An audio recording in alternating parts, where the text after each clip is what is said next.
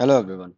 आज 20 दिसंबर है और आज के जो हमारा डेली करंट अफेयर है उसका जो पहला टॉपिक है वो है एस्पायर स्कीम। अब तो हम एस्पायर स्कीम में अगर देखें तो गवर्नमेंट सिर्फ जॉब्स ही क्रिएट नहीं करती है बल्कि जॉब क्रिएटर्स भी बनाती है। ठीक है। अगर सिर्फ गवर्नमेंट जॉब ही क्रिएट करने लगेगी तो गवर्नमेंट इतनी सारी जॉब तो क्रिएट कर नहीं सकती कि इंडिया की जितनी पॉपुलेशन है 1.4 बिलियन सबको जॉब दे सके सिर्फ गवर्नमेंट ही। इसीलिए गवर्नमेंट फोकस करती है कि वो जॉब क्रिएटर्स बनाए, ऐसे लोगों को आगे करे जो खुद और मल्टीपल जॉब्स क्रिएट कर सकें। तो उसी के अंदर आती है एक एस्पायर स्कीम। एस्पायर का फुल फॉर्म है इसमें a scheme for promotion and innovation for rural industries and entrepreneurship. ये scheme ministry of micro small and medium enterprises के अंदर आती है। इसका जो मेन एम है वो है रूरल एरियाज में एंटरप्रेन्योरशिप को प्रमोट करना, इनोवेशन बेस्ड स्टार्टअप्स को सपोर्ट करना और एग्रो बेस्ड इंडस्ट्रीज और रूरल यूथ को एम्प्लॉयमेंट देने का है। सिंपल वर्ड्स में क्या है, गांव के यूथ को जॉब सीकर से जॉब गिवर बनाना है। जो भी विलेजेस के यूथ यूथ हैं उनमें उनको जॉब सीकर से हम क्या बनाएंगे, जॉब गिवर। फिर इसके कंपोनेंट्स में क्या क्या है, इनके कंपोनेंट्स में है लिवलीहुड बिजनेस इंक्यूबेटर। ये बेसिक लेवल के इंक्यूबेटर्स होते हैं। रूरल एरियाज में ट्रेडिशनल एंड लोकल बिजनेसेस को ये सपोर्ट करते हैं, जैसे फूड प्रोसेसिंग हो गया, हैंडलूम हो गया, हैंडीक्राफ्ट हो गया, इन सारी चीजों को।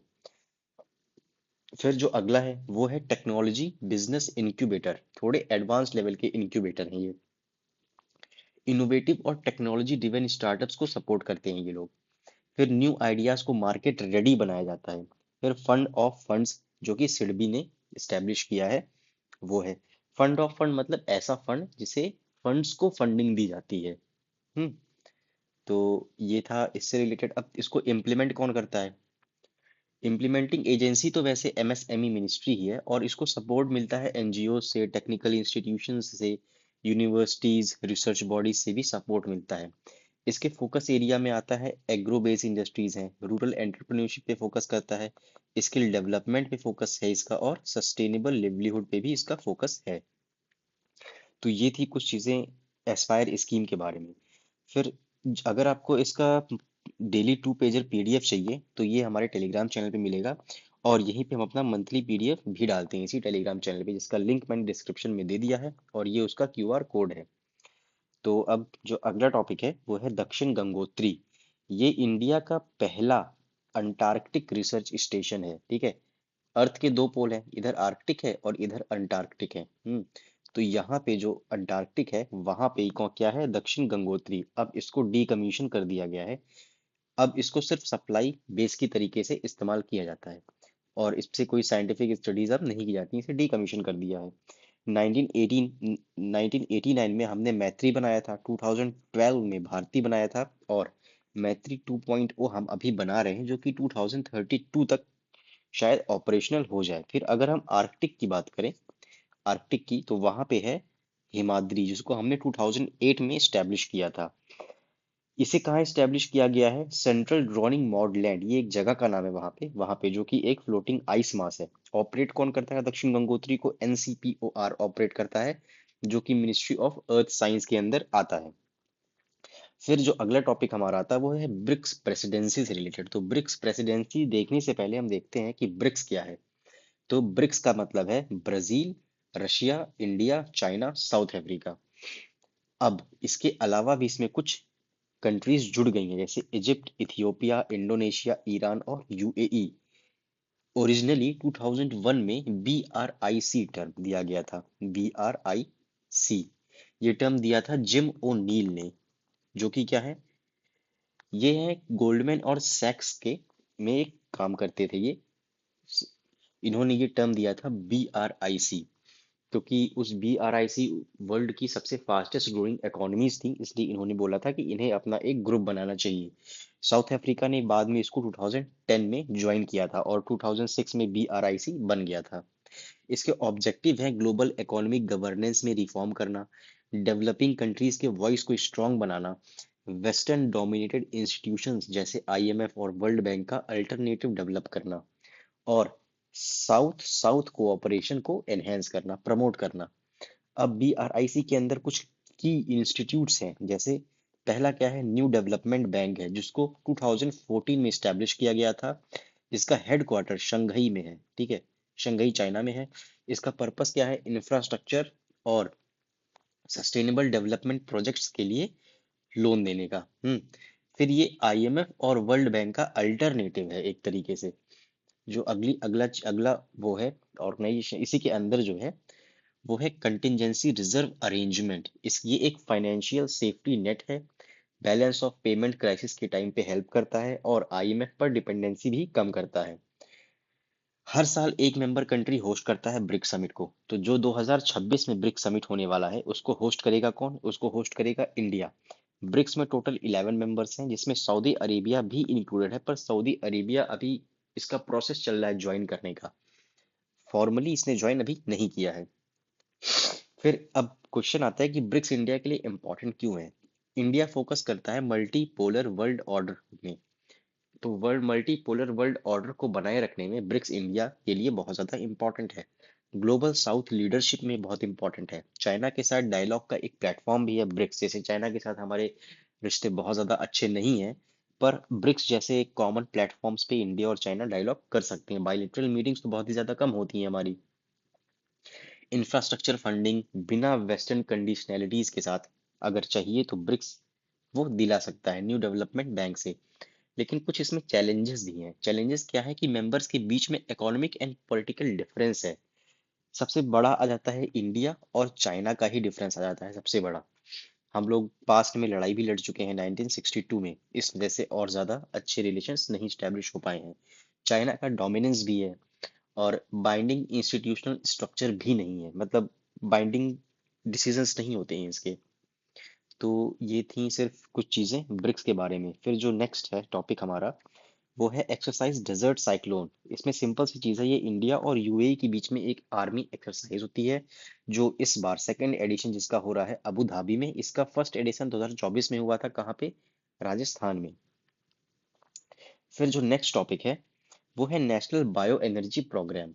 अब पराली जलाने से लेकर के वेस्ट जनरेशन तक हर जगह ये सारी चीजें इशू क्रिएट करती हैं, पर अगर इसी वेस्ट से एनर्जी बन जाए तो कितनी अच्छी चीज हो जाएगी। तो गवर्नमेंट ने इसी के लिए नेशनल बायो एनर्जी प्रोग्राम लाया है। ये ministry of new and renewable energy के अंदर आता है। इसका जो पहला पीरियड है वो 22 से लेकर के 26 तक है। इस प्रोग्राम में सरप्लस बायोमास का एफिशिएंट यूटिलाइजेशन करना, क्लीन एनर्जी जनरेशन करना, रूरल एरियाज में एक्स्ट्रा इनकम अपॉर्चुनिटीज बनाना, waste to energy through sustainable methods ये अचीव करना, ये सारी चीजें इसके ऑब्जेक्टिव्स में आती हैं। इसका जो मेन मोटो है वो है वेस्ट को वेल्थ बनाने का। इसके जो मेजर कंपोनेंट्स हैं वो, इसके कंपोनेंट्स में हम क्या आएगा, वेस्ट टू एनर्जी प्रोग्राम। अब वेस्ट टू एनर्जी प्रोग्राम में क्या है, एनर्जी जनरेट होती है अर्बन वेस्ट से, इंडस्ट्रियल वेस्ट से, एग्रीकल्चरल रेजिड्यू से। वो किस में हेल्प करेगी, सॉलिड वेस्ट मैनेजमेंट में हेल्प करेगी, रिड्यूसिंग लैंडफिल प्रेशर में हेल्प करेगी और सर्कुलर इकोनॉमी को प्रमोट करेगी। फिर जो नेक्स्ट कंपोनेंट है वो है बायोमास प्रोग्राम। इसका फोकस है ब्रिक्वेट्स एंड पेलेट्स मैन्युफैक्चरिंग पे, बायोमास बेस्ड को जनरेशन इन इंडस्ट्रीज में। फिर इसका इम्पोर्टेंस क्या है, ये कोल के अल्टरनेटिव के रूप में यूज होता है। जैसे जो पराली जलती है, राइस हस्क होता है, उससे जो राइस का मेन चीज होता है जिसे किसान जला देते हैं, उसको इकट्ठा करके उससे पेलेट्स बनाए जाते हैं, छोटे छोटे पेलेट्स के फॉर्म में होता है। तो उसको फिर यूज करते हैं कहाँ पे, कोल में, जो कोल प्लांट्स होते हैं वहां पे उनको बर्न करने के लिए इस्तेमाल करते हैं। और पराली बर्निंग के प्रॉब्लम को भी ये एड्रेस करता है और कोल के अल्टरनेटिव के रूप में भी काम आता है। फिर आता है बायोगैस प्रोग्राम। बायोगैस मेनली क्या होती है, मेथेन प्लस कार्बन डाइऑक्साइड, जिसमें कुछ छोटी छोटी गैसेस जैसे N2 हो जाएगी, फिर H2 हो जाएगी, H2S होगी, O2 होगी, ये बहुत स्मॉल अमाउंट में होंगी, पर मेन CH4 और CO2 ही होती हैं। इसका इस्तेमाल होगा कुकिंग में, इलेक्ट्रिसिटी जनरेशन में, ऑर्गेनिक मेन्योर में, इन सब चीज़ों में इसका इस्तेमाल हो जाता है। फिर अब क्वेश्चन आता है कि बायो एनर्जी है क्या। तो बायो एनर्जी बायोमास से जनरेट हुई एनर्जी है। बायोमास में क्या आएगा, वुड्स आएगा, क्रॉप रेजिड्यू आएगा, एनिमल डंग आएगा, चारकोल आएगा। जैसा कि गोबर गैस आपने सुना होगा, तो वो एक तरीके की बायो एनर्जी है। क्यों? क्योंकि वो काउ डंग से जनरेट हुई है। मॉडर्न बायो एनर्जी में क्या आएगा? Processed biomass plus advance technology, इन दोनों का कॉम्बिनेशन यूज किया जाता है क्लीनर और इफेक्टिव फ्यूल्स बनाने में, जैसे bio ethanol, bio diesel, biogas. फिर बायो एनर्जी में इंडिया का क्या स्टैंड है? इंडिया में टोटल 11.6 गीगावाट की इंस्टॉल्ड कैपेसिटी है। नवंबर 2025 तक की बात करें अगर, तो टोटल फाइनल एनर्जी कंजम्पशन में शेयर इसका 13% है। और ये एक्सपेक्टेशन है कि ये 45% ग्रो कर सकता है 23 से 30 के बीच में। फिर अब क्वेश्चन है कि बायो एनर्जी इतनी इंपॉर्टेंट है क्यों? तो इंडिया के पास ह्यूज बायोमास पोटेंशियल है। Energy security, climate change mitigation, rural employment, इन सब को टैकल कर सकते हैं हम। किससे? बायोमास एनर्जी से, बायो एनर्जी से। इसीलिए इतनी ज़्यादा इंपॉर्टेंट हो जाती है, क्योंकि ये बहुत सारी प्रॉब्लम्स को सॉल्व करती है। पहला तो क्लाइमेट वाली प्रॉब्लम को ही सॉल्व करेगी, दूसरा सस्टेनेबल डेवलपमेंट भी में भी हेल्प करेगी, तीसरा एम्प्लॉयमेंट जनरेशन में भी काम करेगी।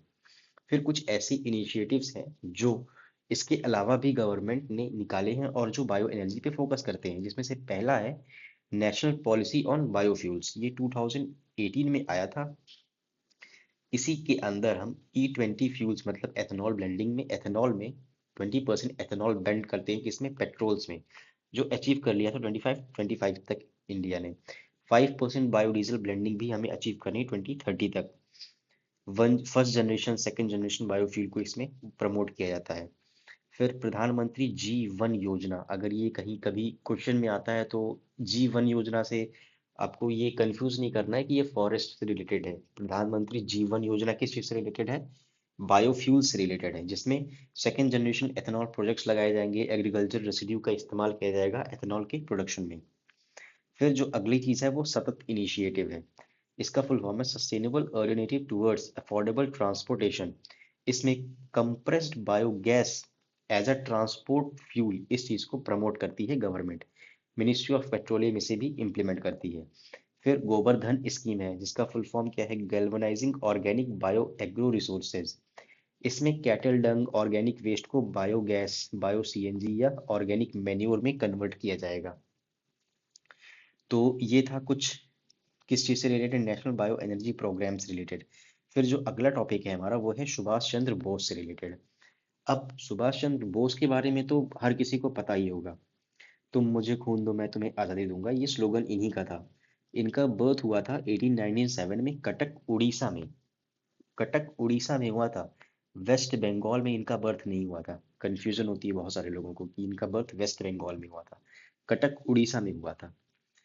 इनके फादर का नाम जानकी नाथ बोस था, जो कि एक बहुत ही बड़े लॉयर थे। एजुकेशन इनकी स्टार्टिंग में प्रेसिडेंसी कॉलेज कैलकाटा से हुई थी। इन्होंने इंडियन सिविल सर्विसेज 1920 में क्लियर की थी, लेकिन ब्रिटिश गवर्नमेंट के अंदर काम करने से इन्हें प्रॉब्लम थी, इसलिए इन्होंने रिजाइन कर दिया था। नेशनलिज्म को चुना था करियर के ऊपर।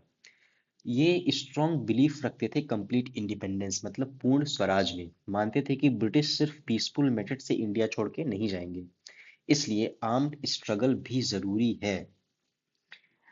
इसी पॉइंट पे गांधी जी की और इनके बीच में डिफरेंसेस क्रिएट हो गए थे, क्योंकि गांधी जी पूरी तरीके से नॉन वायलेंस में मानते थे, पर सुभाष चंद्र बोस का कहना था कि सिर्फ नॉन वायलेंस से इंडिया आजाद नहीं हो सकता है। उसके लिए हमें आर्म्ड स्ट्रगल करनी ही पड़ेगी, मिलिटेंट नेशनलिज्म भी चाहिए और मास मोबिलाइजेशन भी चाहिए। फिर 1938 में हरिपुरा सेशन में, आईएनसी के हरिपुरा सेशन में इन्हें प्रेसिडेंट बनाया गया। 1939 में त्रिपुरी सेशन में फिर से प्रेसिडेंट बनाया गया। गांधी जी के कैंडिडेट पत्ताभी सीतारामैया को इन्होंने हराया था 1939 त्रिपुरी में। आइडियोलॉजिकल डिफरेंस की वजह से इन्हें बाद में रिजाइन करना पड़ा और फिर राजेंद्र प्रसाद वहां के फिर से नए प्रेसिडेंट बने। और उस रेजिग्नेशन के बाद 1939 में ही इन्होंने फॉरवर्ड ब्लॉक बनाया कांग्रेस के ही अंदर। आजाद हिंद हिंद फौज भी बनाई इन्होंने जापानी सपोर्ट के से। और दिल्ली चलो का स्लोगन भी दिया। आईएनए का एम था आर्म्ड स्ट्रगल करना, जिससे इंडिया को आजादी मिल सके। 1943 में आजाद हिंद गवर्नमेंट बनाई। कहाँ पे बनाई थी? अंडमान निकोबार में, जिस और पोर्ट ब्लेयर उसका कैपिटल था। शहीद और स्वराज द्वीप नाम रखे वहां पे। जिसको आज़ाद हिंद गवर्नमेंट को अप्रोक्सीमेटली 11 कंट्रीज ने रिकॉग्नाइज भी किया था, जिसमें जापान फर्स्ट कंट्री था रिकॉग्नाइज करने वाला।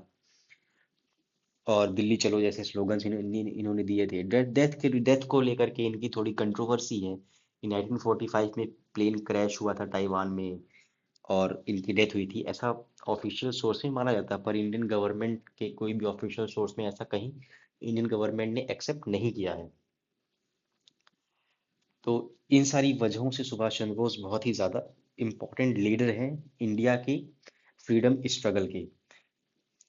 फिर जो अगला टॉपिक है हमारा वो है प्रलय और पिनाका मिसाइल। अब प्रलय और पिनाका मिसाइल में जो प्रलय मिसाइल होती है वो एक short range surface to surface ballistic missile है, जिसको डीआरडीओ ने डेवलप किया है। इससे स्पेशली कन्वेंशनल वॉर सिनेरियोज के लिए डिजाइन किया गया है। इसके की फीचर्स क्या है कि इसकी रेंज का क्या है, 150 से लेकर के 500 किलोमीटर तक इसकी रेंज है। सॉलिड फ्यूल के ऊपर काम करता है ये। Advance navigation plus manoeuvrable trajectory है इसकी, मतलब ये मैन्यूवर हो सकता है अपने चलने के दौरान ही। हाई प्रिसीजन है इसके अंदर बहुत ज़्यादा। ये बैलिस्टिक मिसाइल डिफेंस सिस्टम को इवेड करने में कैपेबल है। पाकिस्तान चाइना बॉर्डर सिनेरियोज के लिए बेस्ट है ये। न्यूक्लियर नहीं कैरी कर सकता पर कन्वेंशनल स्ट्राइक के लिए अच्छा है। बैटलफील्ड डोमिनेंस को एनहेंस करता है ये इंडिया की। फिर आता है हमारा पिनाका। पिनाका क्या है, मल्टी बैरल रॉकेट लॉन्चर है। ये रहा पिनाका, मैं जूम करके दिखाता हूँ। ये पिनाका है, ये हमारा पिनाका है। ये क्या है, multi barrel rocket launch system. ये 44 सेकंड में अराउंड 12 रॉकेट्स लॉन्च कर सकता है। मल्टी बैरल है, डीआरडीओ ने इसे भी बनाया है। इसके फीचर्स क्या हैं, artillery rocket system, not a missile. Missile नहीं है ये, रॉकेट सिस्टम है। इसके कई सारे वेरिएंट है, जैसे MK1 उसकी रेंज 40 किलोमीटर है, जो MK2 है उसकी रेंज 75 है। फिर एक है एक्सटेंडेड वर्जन जिसकी रेंज 90 किलोमीटर है। शूट एंड स्कूट कैपेबिलिटी है, मतलब फायर करेगा, यहाँ से फायर किया और फिर रिलोकेट करके यहाँ पे आ गया, ताकि दुश्मन को लगे कि यहाँ से फायर हुआ और दुश्मन यहाँ पे फायर बैक करेगा, लेकिन वो मशीन कहाँ आ गई है, यहाँ आ गई है। इसे कहते हैं shoot and scoot capability, quick relocation after fire. Armenia first country बना है जिसने इसको इसको खरीदा है। इंडिया इसे एक्सपोर्ट भी कर चुका है। तो ये था आज का करंट अफेयर। Thank you.